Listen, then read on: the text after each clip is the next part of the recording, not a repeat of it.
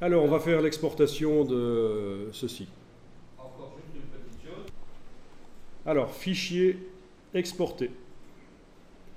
Et alors là, vous avez les différents formats d'exportation, bien sûr. Alors, c'est quelque chose qu'on a peut-être déjà vu lors de la formation InDesign, en fait. Parce que c'est quand même très important. Parce que, oui, dans InDesign aussi, on peut directement travailler avec des couleurs RVB, même si au final, c'est pour l'impression. Enfin, on doit. C'est ce qui est préconisé par Adobe. Vous faites un document pour l'impression, travaillez en RVB malgré tout. Et au moment de l'exportation du PDF, pour l'impression ici, vous allez pouvoir convertir. Donc, on est bien d'accord, vous allez enregistrer un PDF, vous avez fait fichier exporté, vous êtes en format Adobe PDF impression ou pas? Parce qu'avec les différentes versions, vous êtes dans CS6, je ne sais pas si ça fonctionnait encore comme ça. Vous n'avez pas Adobe PDF et entre parenthèses impression? Ok, c'est bon alors. C'est dans la version avant qu'ils n'avaient pas encore fait différencier interactif et impression. Ok, donc impression. Alors ici, dans repères et fonds perdus, on va aller enclencher tous les repères d'impression.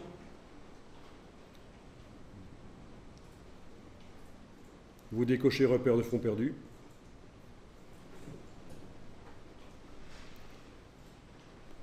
Dans fonds perdus et link block, vous décochez ça et vous allez mettre 3 mm.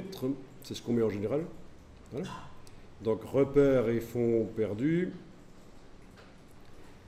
J'ai coché tous les repères d'impression. J'ai décoché repères de fonds perdus. J'ai décoché utiliser les paramètres de fonds perdus du document parce qu'en fait dans le document InDesign on n'a pas déterminé quelle était la valeur de fonds perdus, donc on doit le faire ici. 3 mm j'ai mis. Voilà. Ça, c'est dans repères et fonds perdus.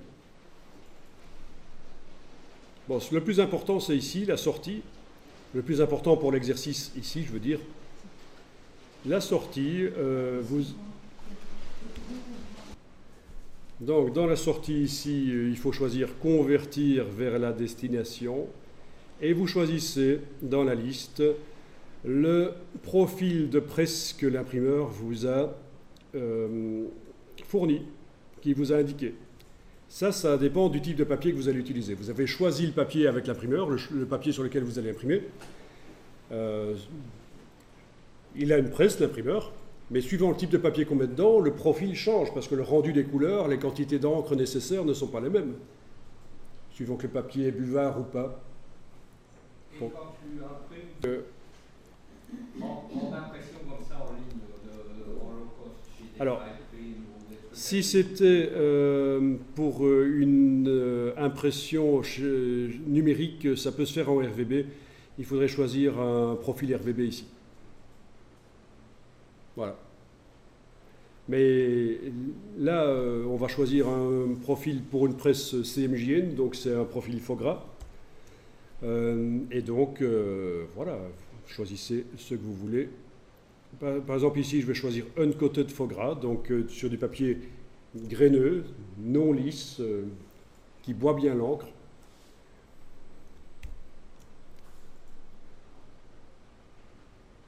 Et on va faire exporter. Alors, qu'est-ce qu'il nous dit ici? Voilà, oui, il nous indique juste qu'il va y avoir une conversion de couleur.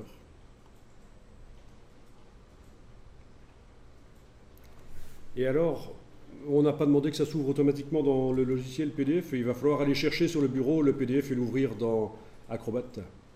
Donc voilà, sur le bureau, dans notre dossier d'aujourd'hui, le PDF vient d'être créé. Je vais l'ouvrir dans un logiciel de lecture de PDF.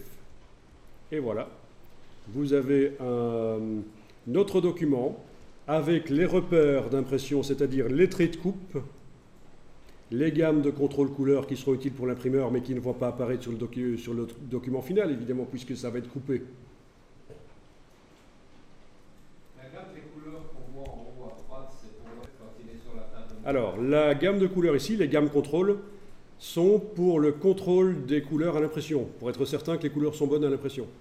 Parce que l'imprimeur ne peut pas se fier sur ce qu'il voit, sur les photos. Il n'est pas un retoucheur photo, l'imprimeur.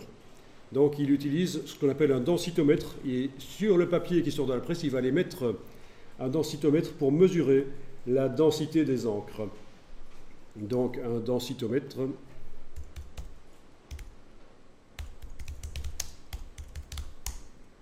C'est un appareil que vous allez trouver chez l'imprimeur. Voilà, ça ressemble à ça. Enfin, ça, c'est un design, mais en général, ça ressemble à ce genre de choses. Voilà. Et il mesure l'intensité des couleurs. Et ça mesure l'intensité, vous voyez, des couleurs. Ça, c'est une gamme contrôle plus complexe qui a été mise manuellement dans InDesign sur le bord de document. Ce n'est pas celle du PDF, mais le principe est le même. Le densitomètre va aller mesurer ici l'échantillon qu'on pointe, par exemple, et on indique, tiens, je suis en train de mesurer un magenta. Un magenta imprimé à 100%. Il n'est pas tramé. On sait que l'encre sur ce papier-là, l'encre magenta à 100% sur ce papier-là, doit refléter un tel pourcentage de lumière. Le densitomètre nous dit quel est le pourcentage de lumière ici. Ici, c'est une valeur logarithmique, mais sinon, ça indique le pourcentage de lumière reflété. Et on sait si on doit augmenter la quantité de magenta ou si diminuer. Mais c'est surtout quand on mesure les magentas à 50% qu'on va savoir si on doit augmenter ou diminuer. Donc, c'est à ça que ça sert, les petits échantillons sur le côté. Encore autre chose, donc, la trame. La trame, c'est quelque chose qui permet de faire... En fait, il faut savoir qu'une presse offset est un système qui ne permet pas la nuance. Soit ça met l'encre sur le papier à 100%, soit elle n'y est pas du tout. C'est inhérent au système, parce qu'en fait, c'est basé sur la répulsion de l'eau et de l'huile, en fait, hein, les plaques offset. Et donc, il n'y a pas de nuance possible. Et donc, pour arriver à faire des nuances, à faire des photos, mais on est obligé de tramer. Et donc... c'est la création de petits points, c'est ça le tramage, la création de petits points qui vont permettre de donner des nuances. Par exemple ici, on a des points cyan, magenta, jaune et noir qui ont différentes dimensions pour recréer la photo. Et donc tous les documents sont d'office tramés, on est d'accord? Pourquoi par moment dans les publicités on voit sur papier Ok. Avec différents angles pour les trames, pour que ça fasse des... Mais pour que les points ne se superposent pas, sinon il n'y a pas de nuance possible. Il faut qu'ils s'imbriquent les uns dans les autres. Et en général, ça va être ce qui est montré ici, avec le noir à 45%, 45 degrés, pardon. Et je ne vais pas entrer dans le détail du pourquoi. Si vous voulez, j'ai plein de vidéos qui expliquent en détail plus le monde de l'impression. Mais en tout cas, voilà, vous remarquez qu'on a des indications qui vont servir à l'imprimeur. Tu parlais du calage de la presse, c'est les hirondelles qui sont ici qui vont servir à ça.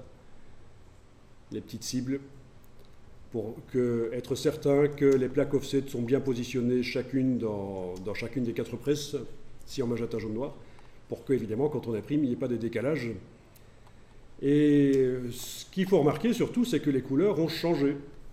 Les couleurs sont plus ternes dans votre document parce que ce sont les couleurs imprimables en offset. On ne peut pas imprimer des couleurs vives en offset, 4 couleurs.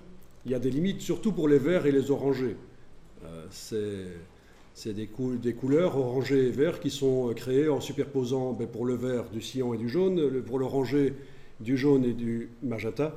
Et donc il y a forcément une perte de lumière suite à la superposition des encres. Voilà, voilà. Maintenant, si vous refaites la même exportation au départ de InDesign, mais je vais quand même changer le nom. Adobe PDF Impression. Là, je vais ajouter que c'est du RGB. Je vais faire un PDF RGB. Et donc, dans Sortie, si j'indique aucune conversion de la couleur et que mon document contient des couleurs RGB, de toute façon, voilà, il va me faire un PDF. Donc j'ai indiqué à la place de convertir vers la destination, la seule chose que j'ai changé, c'est que j'ai indiqué qu'il n'y a aucune conversion. OK. Et voilà, et on a un PDF où les couleurs RGB sont restées RGB bien vives. Voilà.